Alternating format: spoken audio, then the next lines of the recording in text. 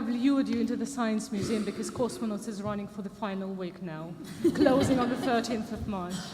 The exhibition is as good as the trailer. Thank you, Katie. My name's Katie Childs. I work for the National Museum Directors Council, and we've had a lot of presentations today, so we thought, as it's now snowing hard and it's Friday afternoon and we're getting towards the end of the day, that this last session we would do as a more of a in conversation. I'm joined by Nick Merriman. Nick is, as most of you know, the director of Manchester Museum, and Alexandra Smirnova is the curator of Cosmonauts, which is the exhibition currently open at the Science Museum. What we wanted to look at in this session, we've looked at, as we opened at the start by saying different sorts of impacts, but there's certainly the cultural impact of working internationally, and particularly working in projects which might have been in more challenging environments. Either the project itself was particularly challenging, or the kind of physical or political environment in which those projects took place was quite challenging. There's been quite a lot written and quite a lot said recently about the ability of cultural relationships to flourish where those political relationships are more challenging. And it is the things that museums commonly have in common, the collections, the expertise, the sort of history of place and people, that form the basis for many, many successful international partnerships, and it is that keeps those cultural relationships going.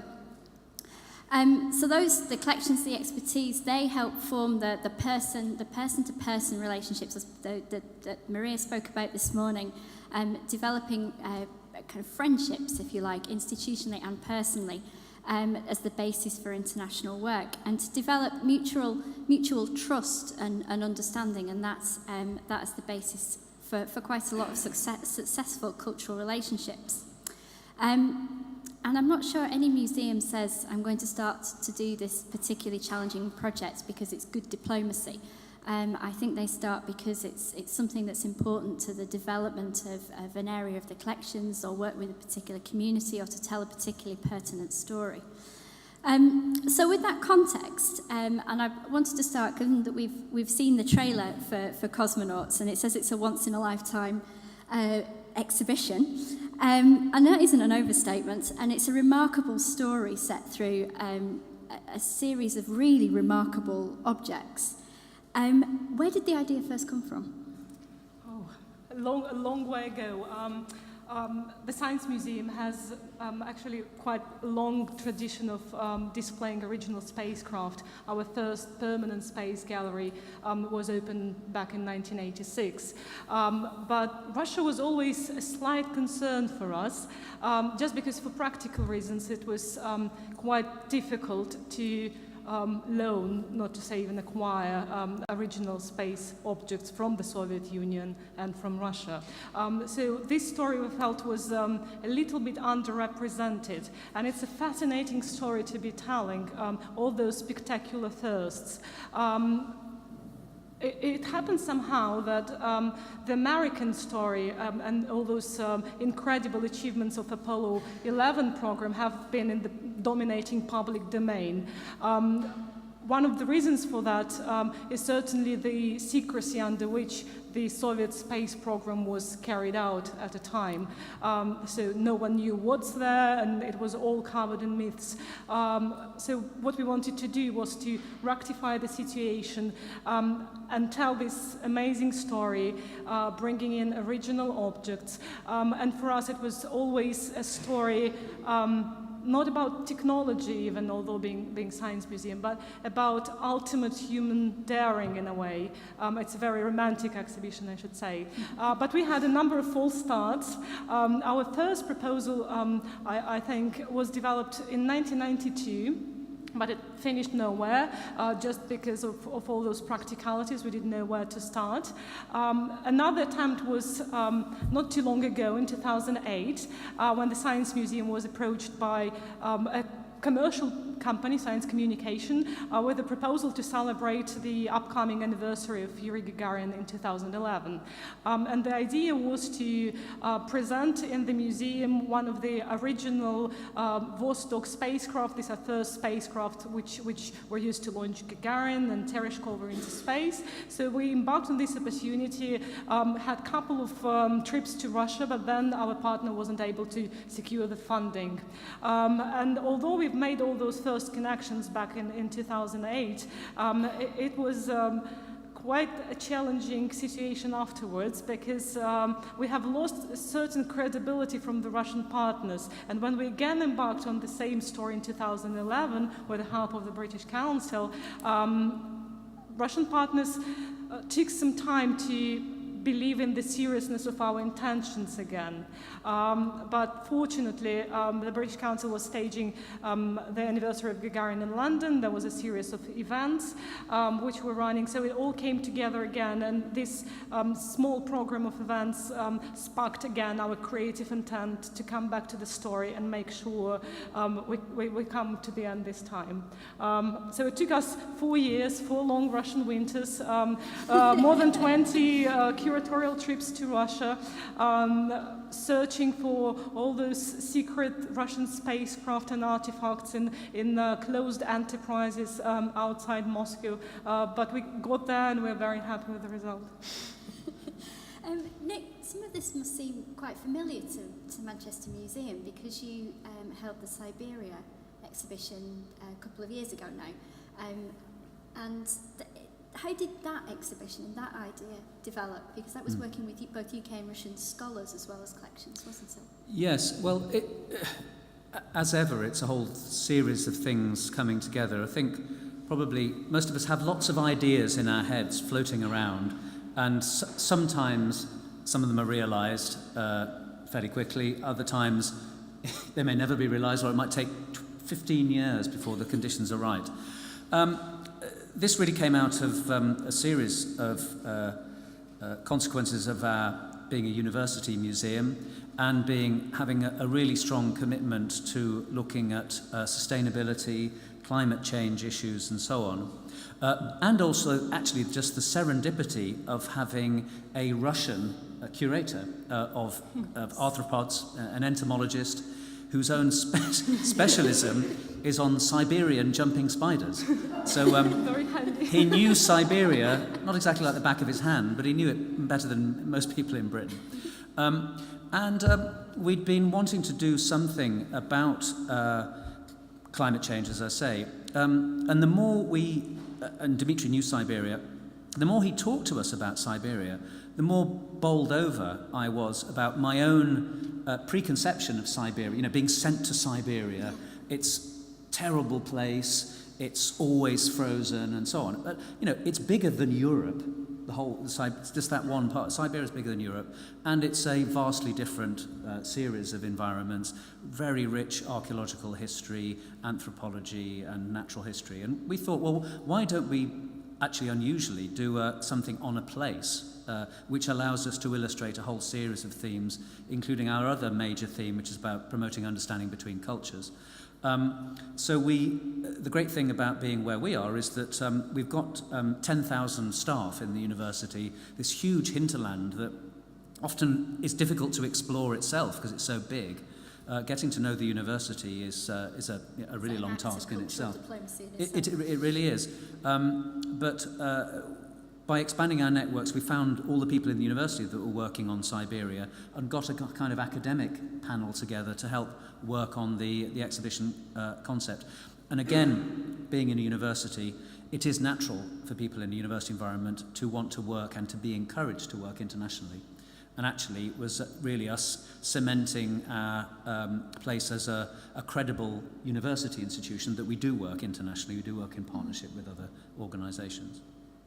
So, I'm curious with the cosmonauts exhibition, Alexandra, having decided that, as Manchester did, to explore a particular story, how did you then start? So, how did you end up exploring those different space organisations somewhere outside of Moscow? And where did you start? we were very optimistic in the beginning. We never knew what we were embarking on, so we completed a dream list of objects we would like to get. It was obvious to us from the beginning that we cannot get away with making a first ever exhibition about Soviet and Russian space program without having original objects there. And it would be quite a limited amount of those because the specifics of space objects is that they are produced not to come back from space. They are either left on the orbit or burned up during re-entry. So that's why there is a very limited amount of original spacecraft you can bring and show with all those marks and charred descent modules. So what we were looking at was first spacecraft, which is Vostok type, and if we are speaking about early Soviet program, there's been 6 historic flights, starting with Gagarin's in 1961 to 65. And there are only 3 which are known in Russia, the location is known. 2 of them are locked up in a military enterprise where you have to spend 55 days just to get inside to have an entry clearance, and they were not particularly interested in lending them out, so because they're still very much involved in the space industry and they're sending people into space rather than doing exhibitions. That's what the answer was. And this was Vostok 1 Gagarin spacecraft, which we tried to bring in 2008, and Valentina Tereshkova's Vostok 6, which is now at South Kensington. And another one was Vostok 5, which was in a tiny town of Kaluga in Konstantin Tsiolkovsky House Museum. But after visiting them a couple of times and talking to their director, we understood that they have to demolish the wall of the museum to get it out. And we have to accept it and concede it that it's too much even for the curatorial team. So what we had to do is to get back to this military closed enterprise and start the conversation. So everything around it was kind of building up later on. But again, what we wanted to achieve with this exhibition was to tell a human story. That's why we were borrowing objects from so many sources, including private collections. And again, another important moment for us to make an exhibition right now was because it's probably last decades when people who were involved into those launches firsthand are still alive. And we can come to them and ask for their firsthand experience. And we had those people very much involved into the content development stage. And our curatorial team was also kind of dual creative tandem with British curators and Russian curatorial team. So it all did help. The only thing which I can say is obviously the object list was changing because of some practicalities, but the thematic sections, we kept it more or less from the start. So we were sure what kind of story we would like to tell and kept coming back to our lenders and trying to negotiate the loans. And I was struck when I saw the exhibition. It's very, it does focus on these brave, incredible people. And the stories of both those who went into space and those who designed space. When you were working with your partners in Russia, did they buy into that immediately? That's the sort of story you wanted to tell? No, of course not. They were very dubious at first, like, why? Why? It's like, do you want to know more about secret space technology? Like, no, it's an amazing story to tell. But that's exactly the advice I could give to everyone who is embarking on a large-scale project is be sure of what you want and what you ask, because our curatorial team was very passionate about the content side and were sure of the story they would like to tell. That's why repeating the same message on all the levels definitely help to win over our lenders at some point and get everything we asked for, which I have to say, we did some big asks, like the crown jewels of Soviet space program, and in the uncertainty of the political situation, it's only this trust which helped us make it happen. I was going to ask you both about that, because, and I know Manchester Museum have worked across the world in parts of the world where there are very difficult political contexts. to work in. How much was the trust between, you mentioned Dimitri's interest and the curators, how much was that the sort of lifeline that kept those sorts of projects alive?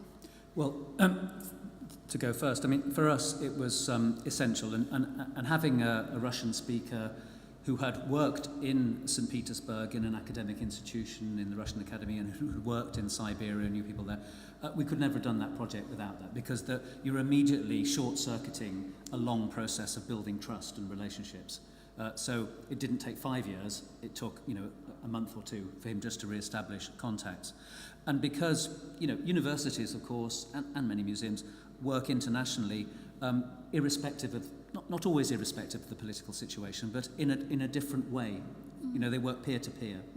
And the maintenance, I think it's an important principle, the maintenance of those academic and cultural ties should be long-term and should be about the knowledge goal or the engagement goal. The politics kind of goes on, but occasionally it intervenes very strongly and stops things, and sometimes it's right that it does. You had a very difficult situation because Russia was doing all sorts of things in the Crimea and so on while all of your preparations were going. Our Siberian exhibition was before all of that had happened. I think we would have had some soul-searching internally about whether this was the right time to go ahead with those partnerships. We may have, because they were unpolitical. There was no. I think if you're a national museum, it's a slightly different situation because you are seen to be representing the nation in what you do. In our context, I think there's less of that pressure and scrutiny. For us, it was certainly a very long process as well, and involving a Russian organization was a point that made all the difference, because we've been working with over 24 partners in Moscow, including lending institutions and just partners. And at some point we realized that we need some resource which will be coordinating all our work with Russian institutions, which are also working on those various levels, like local institutions, federal museums, partnerships organizations. So we managed to get the support of the Russian Ministry of Culture and an organization which deals with international exhibitions done by the Russian government, which is Rosizo Center for Exhibitions. And they did all the work of coordinating the administrative and practical things for us, including customs clearance. And you can imagine what customs clearance looks like for classified objects, logistics, day-to-day communication with all the partnering museums and private collectors who lend us stuff. So, and obviously they were acting on behalf of the Russian government, which gave us the necessary endorsement and the credibility. It took us 2 years to find this organization and to find a right one, because at first we were looking at one of the partner museums, Memorial Museum of Cosmonautics, to be this coordinator, which would have been wrong because they're a local museum, not the federal museum, but in the end we got there. But it was a long process of selecting the right partner for your program there. And also tapping into resources which are already there. Definitely the British Council was of great help, and we were included in the umbrella of the UK-Russia Year of Culture 2014. And then both embassies in London and in Moscow made all the necessary introductions to the military enterprises, because we had connections in the museum sector, but we wouldn't know where to start with getting permission to get into closed research laboratories, various institutions and enterprises. So all those first introductions saved us a couple of years at least, I would say. Certainly the political context must have changed from the time that you began to think about the exhibition at the Science Museum, because it was sort of 4.5 years in the making, and being able to be comfortable with that level of risk must have been, I mean, everybody in the organisation, it's a bit of a leap of faith, wasn't it? Yeah, it was a kind of high risk for us as well, but on the other hand, I think what helped is, again, keeping our story the same. We want to tell the story of the Russian space program. We've started it 4 years ago. We are separate from the political situation. We still want to make it happen. And I think it made a lot of difference when we kept on working with Russian partners. When the Crimea thing happened, we continued our curatorial trips to Moscow, which I think was very appreciated by our Russian partners because they were also under risk. And it all finished by our director getting the highest state award from the Russian president when the exhibition was already done. Yes, I don't know if the cultural diplomacy part of the white paper will just be a picture of Ian Blatchford and his Pushkin medal with President Putin. But again, it's so important for our Russian partners, this endorsement of the state, because they're working in these circumstances. So we had to accept this award in any way, just because they've put so much into that and risked for us with their reputation and relationship. So in a way, accepting that award is accepting it for them. It helps yes, the because partners. Without them, we wouldn't be where we are now. So it's a truly international collaboration, and we certainly would like to continue working with them on various other projects and our major exhibitions. I thought about it like that. Nick, I had a walk up into Manchester Museum yesterday. I saw the Phantoms of the Congo exhibition. Does some of the work that Manchester Museum have done with artists help mitigate the kind of difficult negotiations around? So you're able to have the same impact on your, or a similar impact on your audience, but working with artists, is that an easier way, or does that come with its own set of challenges and peculiarities? I wouldn't say it was an easier way at all. It's just a different way. I mean, I think we've had a long track record, even before my time at Manchester Museum, of introducing artists as a new kind of perspective, a different voice, particularly because the kind of semi-encyclopedic, systematic, but very bizarre and quirky colonial collection that we are, is ripe for analysis by academics, curators, artists, and so on. So we've always been very keen to have that artistic perspective. It does mean sometimes you can tackle issues which are very bald when you deal with them in a sort of social historical way. Slavery, for example, or a good example is something that's Maria mentioned that's coming up around the 70th anniversary of partition and the independence of Pakistan and India and so on. That is very, very raw with people in those countries now and with diaspora communities in and around Manchester. And actually one of the reasons that we're doing a big contemporary art project around it is that it allows a more subtle and nuanced approach and perhaps a more emotive response to difficult subjects than you would do if you just did a straight historical narrative, although we're going to have an element of that as well. So I don't think it's easier, it's different. I think it's appropriate for certain contexts and not for others. Yeah. With the We Face Forward and subsequent West African projects that museum have been involved in, how much, Maria said this morning about how it's a big community in Manchester, it's a big part of the history of Manchester. How do you develop and design those projects so they're part of that community, and that community and that history is told, so it's not sort of done to the city, but it's done with the city? Yeah. Well, I suppose through the usual way of talking to people in the community in the formulation of the project, as well as I said in relation to Siberia, taking academic soundings as well, so that you have a sort of balanced and academically rigorous approach to the topic.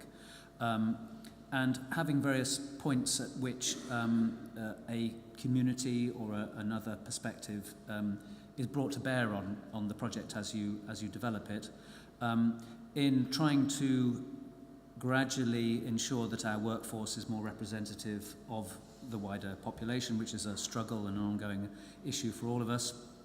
I'm not sure if actually Maria mentioned this, but for We Face Forward, one thing we did do was recruit a new cohort of volunteer and some paid staff as exhibition guides from the West African community, which was from residents of Manchester and also West African students from here, and also French speakers as well, because that's an important language for us to be able to do. So, and then I think the other thing is making sure it's not a one-off thing. And people always talk about partnerships, they need to be long-term. It's really hard to do that because often you get funding for one project and it's very difficult to keep up. So there's a lot of rhetoric, but it really is difficult to execute. But we've been trying to keep to that in the museum with our commitment to West Africa because so much of our collections are derived from West Africa and so much of Manchester's wealth was. So We Face Forward happened 4 years ago. Phantoms of the Congo is now 4 years later a photographic exhibition of one of the artists who was in We Face Forward. We've also had a specific relationship with Ghana Museums and Monuments Board over that period where again, a University of Manchester academic was working in partnership on archaeological excavations, found a new culture, hitherto undiscovered culture, with a particularly distinctive material culture in northern Ghana. We worked with them to bring an exhibition of that material to Manchester, which was then redesigned so it could be then sent back to Accra to be a permanent exhibit in the National Museum. And we're currently working on an exhibition of our material on a theme of magic and medicine, which is one that the Ghanaians wanted, which we'll tour to Ghana. Difficulty is raising money, actually, for an exhibition to go to Ghana. It's a bit easier to bring things here, really hard, when there's no money in Ghana at all, and actually security and so on is not what we would expect in terms of our standards. But the principle is, so interestingly here, often and we do this, we're trying to work in partnership with India or China, because that's strategically important for the city region. Ethically and morally, I really want to do partnerships with countries from which we derived quite a lot of our collections, even though it's not in the business interest of Manchester, even though there's no money. But in a way, that's more important for us to do that. I think there are colleagues in the audience from some the bigger national museums would agree that that's something you have to balance, the mixture of the sort of strategic, in terms of the UK, the strategic importance and who is visible to, what's visible to the UK audience and relevant to the UK audience, but also your own collection, because if you're trying to maintain those relationships over a long period of time, what will maintain it is a mutual interest in your collection, and those long research projects which may go very quiet for sort of 2 or 3 years, but at the end of it may have an outcome. Is what sustains. And for us, it was also kind of strategic decision with cosmonauts, because, as I said, we don't have Russian objects, a lot of original objects in the collection. So now, with those conversations already in place and those relationships built, we are in negotiation with our lenders about long-term loans, acquisitions, because we have created this trust, and we can start talking to them about how we continue and put this relationship forward. I'm going to open it up to questions shortly, so do get thinking. But Alexandra, I wanted to ask you a bit about the visitor reaction to cosmonauts, because it has been, in terms of numbers, has been incredible. And I know a number of people who've seen it who are almost evangelical about how good it is, and just how it's a story they didn't know, and the incredible sight of walking in and going, how on earth did you get that in here? I know your colleague Emma did a talk last week called How to Get a Rocket into a Museum, and that's probably a and course. That's why she's somewhere, not here today, because she's trying to getting get the the rocket out of the museum. So it's. But have you been surprised by the visitor reaction in terms of it being a story they didn't know about, but even in terms of its popularity, or were you ready for that with the tensor barriers outside? I think we were ready more or less for everything, but we were still very surprised. We have been surprised on the way as well, discovering things for ourselves, because there is an official Soviet story of space exploration, but when you start digging deeper, all those human stories appear, and all those people whose names were unknown, who were completely acknowledged, like chief designer Korolev, the person who is behind the space program. His name was unknown up until his death in 1966, and he was caught in Stalinist purges, so he was in Kolyma camp. And when you see all those objects, like little metallic mug he brought while walking on foot from Kolyma in East Siberia back to Moscow to continue working on the space program, being imprisoned and being an enemy of people, I think that's the stories which fascinate and this loyalty to say. So what we wanted to avoid was this glossy propaganda story, as the Soviet posters show, although amazing they are. And then another thing was that it was very much a story of Russia as well. And although we always say Soviet story, actually it's a Russian story because it spans 3 centuries for us, and it tells a lot about the identity of Russia and how it was changing, because we are starting in the late 19th century with all those cosmist thinking, Russian art, which inspired and fueled the launch of Sputnik later during the Soviet times, and then coming back to modern Russia and all the perspectives which are there. So certainly we are touching upon many interesting identity questions there. But a couple of months ago, we had a big kind of security meeting on the exhibition, and head of security was reporting. He's like, we have an issue. And everyone's, oh my God.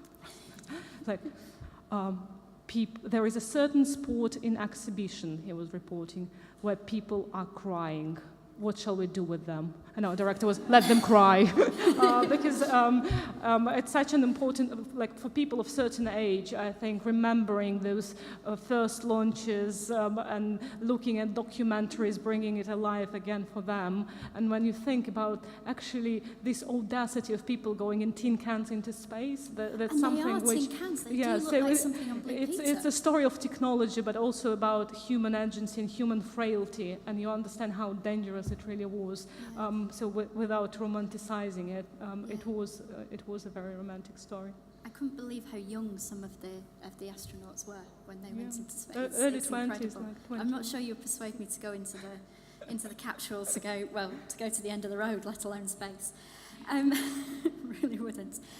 Before I open it out to questions, I wondered if there were, if you had any, given both of your experience with working on such sort of kind of challenging projects and difficult projects, but ultimately fulfilling with the impact. What would you have? I'm not so sure you would repeat cosmonauts necessarily, but what were your tips for doing something similar? First of all, know what you are doing, as I said, because your passion can be a turning point in many relationships, and keep on doing it. So. Patience and resilience, because with different working practices, and it is very different with working in Russia, deadlines sometimes just don't work, so be patient and try to push it forward still, and tap into the resources which are already there, because that's what we found particularly useful for us. I was actually going to say exactly the same. So perhaps not just know the storyline, but know why you're doing this and not something else. So the strategy, how does it fit? And sometimes actually that is because you've got your 50 ideas that you might get, and it's seizing the opportunity to do that one at that time. So it's actually being opportunistic sometimes, but within a strategic framework. And yeah, be persistent, because you have to return to things. Sometimes the conditions aren't right. Have a sense of humour for the ridiculous. It's the only way to get you through, and make friends with people, because actually, ultimately, that's the most rewarding part of all of this, that you make long-lasting friendships with people in different parts of the world. I would add from my time at the British Museum that it's fine if something doesn't go right first time, that you can, that might actually mean you do something better. Can I ask if there are any questions for both of our panellists? It's maybe more of a comment, but I'm just thinking during the day, there's a real tension at the heart of so many of these talks, which I think is an interesting to think about. Museums, by and large, are slow, they're local, they're basically pretty simple. But working internationally is often about being fast, it's far distant, it's complexity. And so trying to turn it into a question, I'm just interested in teasing out that sort of tension and that paradox really. We're talking about something that almost seems to be trying to encourage museums to do what they're not. And I'm here as a believer in international work, but almost like, this is about the most difficult thing we can ask museum to be is long distance, fleet of foot, complex, swift, all the things that our large museums have gracefully avoided for 400 years. But that's why we should do it, Ken, because it stretches. Because there's no reason, really, that museums are so slow. Because actually, probably most of us find that suddenly, if you have to do something within 2 weeks, because there's a funding deadline, you think, oh, suddenly you find you can do it.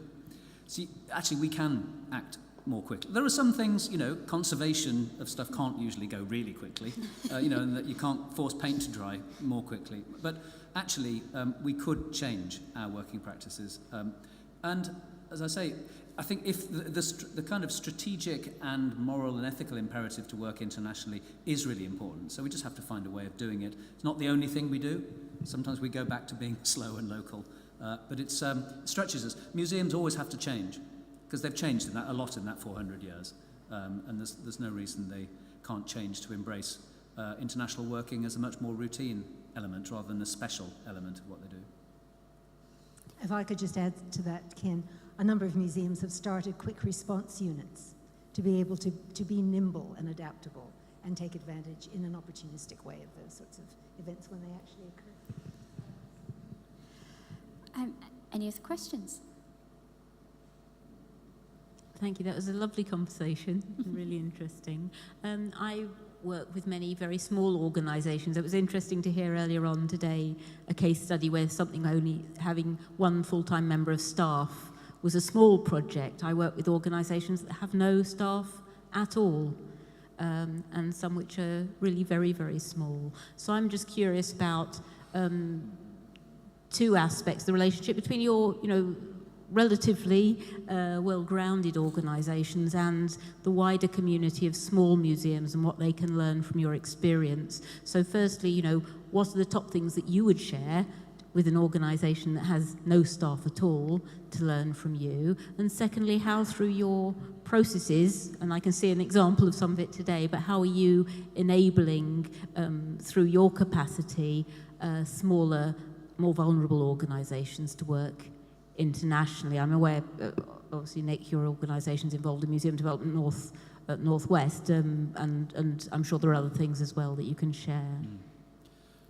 Okay, I'll start, shall I? That's a very good question. There may be others, and in fact I know some people here are in the same boat, just very small number of staff are still working internationally, so I hope others will chip in. I think it's difficult, because of capacity issues, because of what Ken says, it is a stretch. And so you have to think about, well, why are we spending our time, our biggest resource is time, on this? There's a very good example in Greater Manchester, though, where the Greater Manchester Museums Group have come together, and actually one of their big strands of work has been national touring to London, to Temple Place, of some of their treasures, but also international working, where they've come together strategically to pool their resources so that in aggregate they're quite a decent-sized museum service. It's taken the passion of Tony Trehe at Bury Museum and Art Gallery to lead it. So you have to have one person that's prepared to put in most of the work. I think the idea of a very small organisation doing a very large thing on their own is probably unrealistic unless they can garner additional resources from elsewhere. I suppose what we're doing in Manchester Museum is we're loaning expertise to whoever wants it, to try and bring some academic background to where there are gaps in curatorial expertise. And as you say, we run out of the museum the Northwest Development team, who provide expertise and also some seed corn funding for projects. None international so far, but also link people. Part of their job is to link people together. So I think, to summarise, it's think about why it's really important for you. Think about how you can work in partnership with others and seek assistance from elsewhere. But Anita, I'm putting you on the spot. I don't know if there's anything you want to say about what you were saying earlier to me about being a very small operator. Could you give her the microphone, Carol? So put your hand up. No? Go on.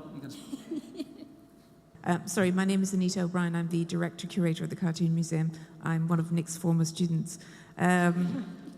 When we were looking to find people who do different things, I suddenly realised we had actually done something on the human rights box, which was that we worked with Index on Censorship with Zunar, the Malaysian cartoonist who was and still is involved in a court case, standing to possibly be imprisoned for 43 years. And we agreed that he could come to the museum and have a small event piggybacking on our private view of the exhibition we had on at the time.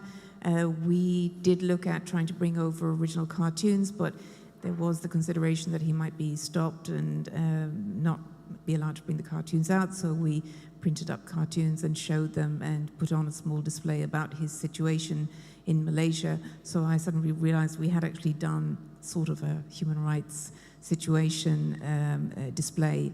But the reason I came today is because essentially we're slightly larger than the organizations you're talking about, but we have 2 full-time and 3 part-time members of staff. And I am in the situation of having to tour an exhibition to New York in September with potentially a 5-city tour of the racing around. We've got funding for one organization who are keen to make it happen, something with Art Basel in Miami, and it is a huge stretch in terms of skills, knowledge. I'm very grateful to Nigel Sadler for his mentioning, and also the resources that are on the ICON website, but it is just, a new territory for us. So we would love to do it, and we do work with museums in Germany as well, but I don't have the skill set to be sure that we're going to do it well. So it is a huge benefit to come here today and find out about what resources are possible. So thank you.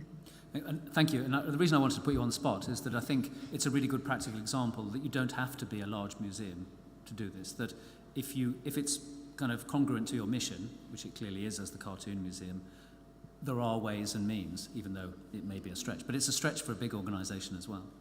Thank you. And you may be more fleet of foot. Of course, you're not trying to turn a very big national museum, for example, to something. Turning 3 people to it may take less persuading. Do you have any further questions? Any other questions? Or experiences as Anita's? Yep.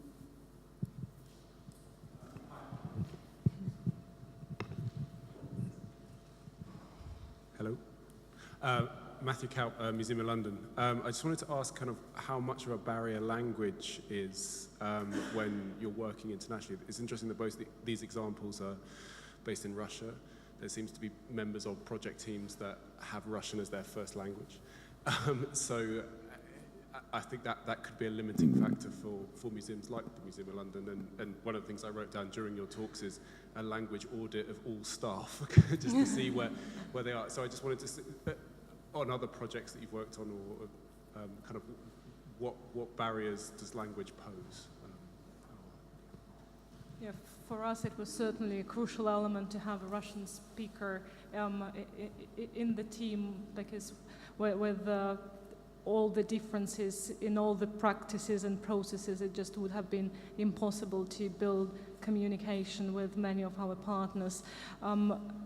Besides, most of them wouldn't be English speaking. We have been working with a lot of small museums, like house museums, far away from Moscow, or those military enterprises where engineers are aged 80 on average, so they wouldn't speak any language at all. So for this particular project, it was a very conscious decision to have a Russian-speaking member of the team. And then later on, we also got a coordinator from our partner museum in Russia to be able to be first point of contact for this project. But we do run smaller projects without the language. It's always a barrier, yes, and it takes more time to get it running, but it's not impossible, certainly. I think it is potentially an issue, but quite often it's less of an issue than you might imagine, in a couple of senses. One is that clearly you have to understand your strategy. In our case, and in many other cases, it's, okay, well, what's our parent body? What's its strategy internationally? We're a university. They want to get into America, which is where reputation is built. They want to get students from India, and they want to get students from China. So the first two, English is fine. China, you can work with translators, but often actually the Chinese are trying to enter the English-speaking world and are happy to talk in English. As I say, you might need some help over very technical issues. And then for us, I said the sort of, and it's the same with the city of Manchester, similar sort of things. And then our sort of more moral things that are about where our collections come from, which are, for reasons of history, the former colonies, most of which have still a strong English-speaking culture, at least as the unifying language in a culture where there may be 80 languages spoken in the country. So it's been much less of a practical barrier than we might have imagined. I certainly found when I worked at the British Museum, I was the international manager there, I don't speak any language other than English. I speak French very badly. And exhibition that I was quite heavily involved in was the Afghanistan exhibition. Now, I can't speak Farsi or Pashto, and it's the very, very few members of staff who could do that. But you're right, work out who can speak what. And what I found was the most helpful was the ambassador's PA. It spoke both Farsi and English. Really, obviously Farsi was her mother tongue, but English really well. And she did a lot of translating letters. So if you're building your links and your networks anyway, you never know who you might find who's just loves the project and was happy to help. Thank you very much thank the panel. to Nicola. Thank you.